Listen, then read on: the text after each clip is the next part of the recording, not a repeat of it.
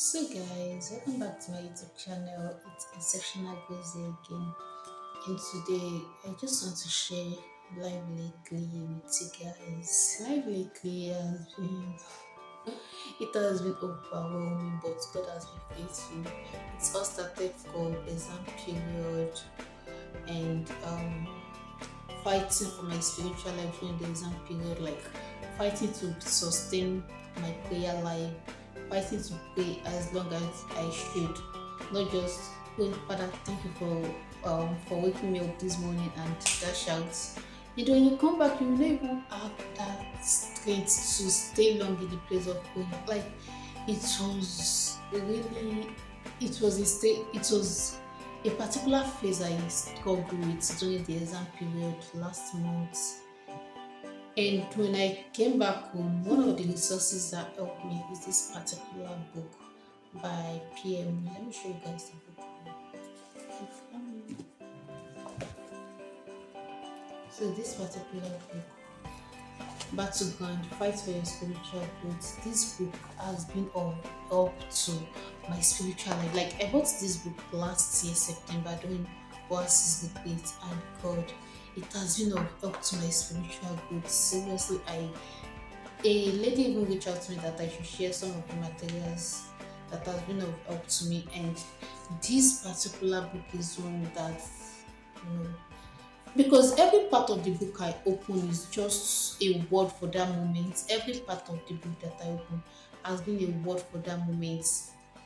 Like now, I just open any page. I know like there's nothing here before. I just open the page now, and what I'm reading here is how desperate are you for God? How much of God do you really desire?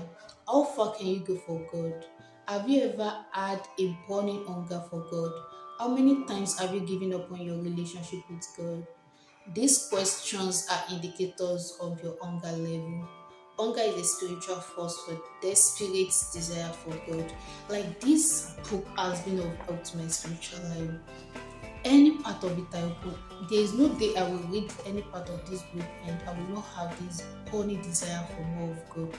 So it has really been of help to me. And also one other material is DDK's message. Oh my Jesus. DDK message has been of help to me. It has been of help to my spiritual growth. Like when I just finished reading this book and I want to launch, because there's no I will read this book and it will not launch me into prayer. That's it. There is no day I will read this book and it will not launch me into prayer. So even in school, if I want to read this book, I don't read it in okay, maybe I go to someone's house and I'm reading. No, I stay in my room to read it because it will always launch me into prayer. And when DDK's message, oh my Jesus. So that two materials has been of help to me in this phase. Like after the exam, trying to get myself back, my spiritual life back, my prayer life back. It has been of help to me. And also reading these Good Morning Sweet Holy Spirit, Good Morning Holy Spirit, sharing the life of Kate Kuma, like reading about that woman. I was just like, God, I want more of you. So these three materials here, this book, Battleground, DDK's message, and Good Morning Holy Spirit has been of help to me. Yeah. So talking about the feeling of young adult, it has been overwhelming. This stage of young adulthood is not for the weak. Stage is really overwhelming. One minute you will feel good, the next minute you will not be able to explain how you are feeling. One minute you will think you will feel you are doing good, like you will think, okay, I'm actually doing good in this area. And the next minute it will feel as if you have not even started anything, as if you are not doing anything. It is really overwhelming, and I just think to myself, I cannot be the only one facing this. I cannot really be the only one going through this. Just you will not even be able to explain because I don't want to explain. I mean, just it's not even with you, like seriously.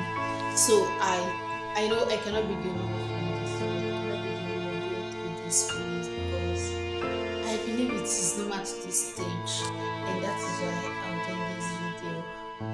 I'll be sharing some things that has been helpful so far with you guys. There's okay, number one, I'll be sharing journaling. Like journaling is very good in your journey of in your therapy journey. It is very good. It cannot be overemphasized. Like you just pouring out how you are feeling into a book. This book cannot judge you. It cannot judge your feelings. It cannot judge you. You can share your feelings to people and they will not be able to relate because they'll be like, "Ah, your own is too much."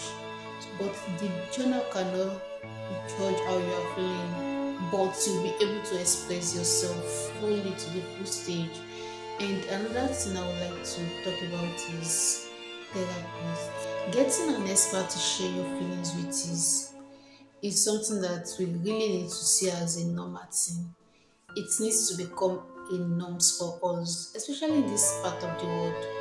Once you talk about therapy or something, yeah, they fantastic side eyes that they will give you.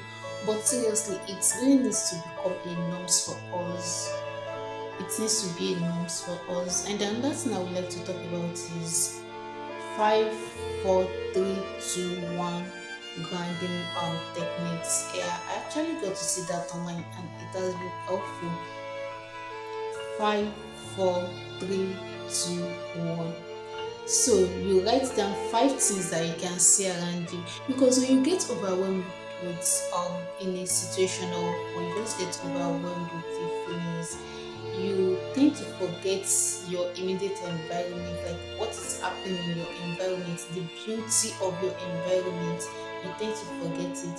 And this 5, 4, 3, 2, 1 techniques is actually helpful. So 5 things you can see, 4 things you can touch, 3 things you can hear, 2 things you can smell, and 1 thing you can taste. It sounds weird, like the technique sounds weird, but the feeling itself is weird. So if you tackle it with a weird technique, I don't think it's bad. So 5, 4, 3, 2, 1 techniques, it's actually helpful because it brings you back to the consciousness of the beauty of the environment you are. It brings you back to the consciousness of the beauty of your environment. So 5, 4, 3, 2, 1. Try that and let me know if it's been helpful. And the last thing I would like to talk about is, there is this saying that when your emotions are high, your intelligence is low. It is true. Like, it is true. When you're having this feeling, you cannot think of trying to think of how to get yourself out of that feeling is the worst thing you will ever do, because the more you think of how to get out of that feeling or how to overcome that feeling, is the more you find yourself deep in that feeling. So the last thing I would like to talk about, that is paramount way of getting out of that feeling, is praying about it. Like, pray about it to God. Sometimes you can get to His presence and you will not have the right word to say, you will not have the right thing to say, and all what you just feel like doing at that moment is crying. Cry it out in His presence. Cry it out in His presence. Let Him know how you feel. Like, there is nobody that can understand how you feel like God will. Because the Bible says you have a high priest that cannot sympathize with our infirmity. So God understands how we feel.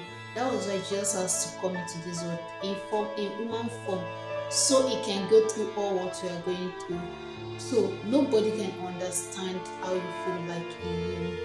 Talk to Him in prayer, let Him know how you feel, and trust me, He will always come through. He will always find a solution to it. Trust me, He will always find a solution.